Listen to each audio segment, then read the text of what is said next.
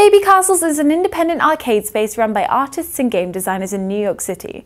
I went to the Showpaper Gallery on 42nd Street to see the Heavenly Symphony show, curated by Matthew Hawkins and Abram Robozzoli from Attract Mode, a video game culture shop.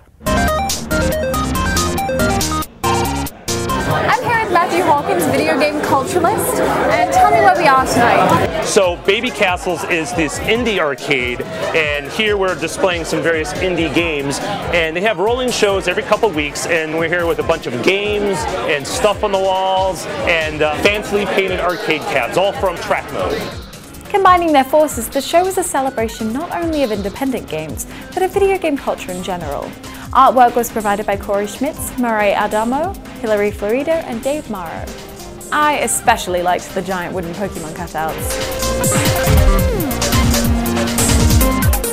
Tell me a little bit about the union of art and video game culture.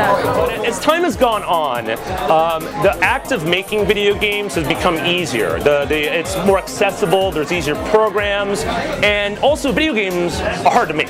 So it behooves people who are making a video game to sort of align themselves with people who know how to do art. Video games, for the longest time, has always thought it was like a very techy, nerdy, not a lot of art involved. Right. Early games were very primitive, a lot of blocks. It's sort of funny though, as time has gone on, a lot of people have a lot of nostalgia for those type of elements. Also, when those games are very abstract, so people were able to project a lot more, and they were able to like, ooh, those blocks, those are trees. Yeah. Now it's like, okay, a tree is a tree, and not only that, it doesn't look that great as a tree. It's only 80%, where back then it was 20%, and you know it worked. I'm stealing the acorn from you. Yeah. I'm really beating you. Games have become so complex that people who are like my age in their 30s, we don't enjoy the game to go at Toys R Us or GameStop anymore. It's too burdensome, there's too many buttons, it's just like, So now like the indie game people are trying to introduce something more simpler, more reminiscent of what they enjoyed growing up, and a lot of the publishers know that. That's why you have such, I mean, Facebook games doesn't necessarily count, but iPhone games I think definitely do. It's very easy, low, no low commitment, pick up and play, sort of like the original games.